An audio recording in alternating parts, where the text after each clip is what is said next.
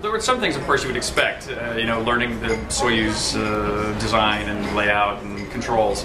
That part, I would say, is at least from a broad sense expected.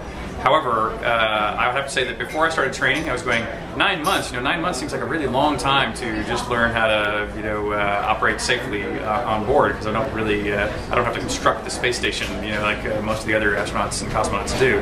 However, once I arrived and I began to see the volume of information that I really need to know, not only to operate safely, but to really get the most out of my journey, the most out of it personally, as well as the most value out of it. I realized, gosh, actually 9 months is not that long a period of time, and so I work pretty hard out there just to try to make sure I really master all the intricacies of the vehicles as possible.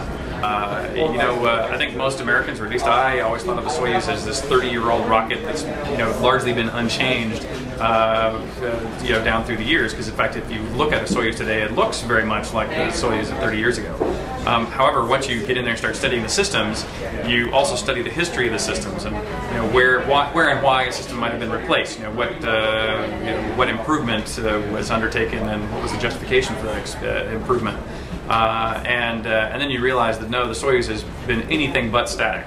The onboard systems have constantly been being upgraded, but the things that have been upgraded were all upgraded for cause, because either there was some weakness in the previous design and or some new technology or some new opportunity that really provided some great advantage that was compelling enough to change it. Right. And so the Soyuz is really a magnificent vehicle at a level I really never appreciated prior to training.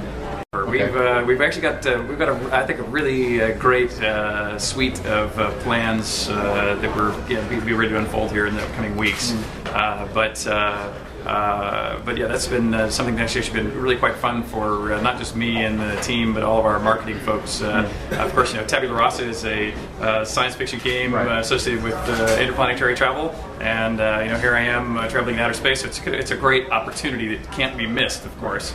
But in the next few weeks, we'll be announcing exactly what these plans are. Training I do in Austin, where I work out 3 times a week at Richard Garriott's boxing gym, and I also run fairly often and some other things like that, is actually more serious physical training than is demanded of me and that I see most of the cosmonauts doing in Star City. So that part has been not a problem, you would say. And I also think I've been fairly well prepared for what I'll call the broad mental challenge of isolation and danger. Those are things that I think I've been involved in adventure sports and extreme travel for some time now, so those feel very comfortable to me. However, if you look at the Soyuz and you look at the International Space Station, there are instruments on every surface throughout all of those vehicles and components, and all of them perform some critical function.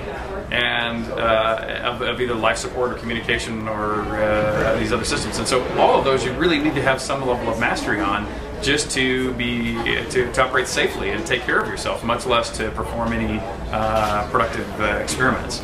And so that is, I think, has been the most daunting, where I realized, okay, that's these systems were made over decades by various companies in various countries, and they interface together in very unusual ways.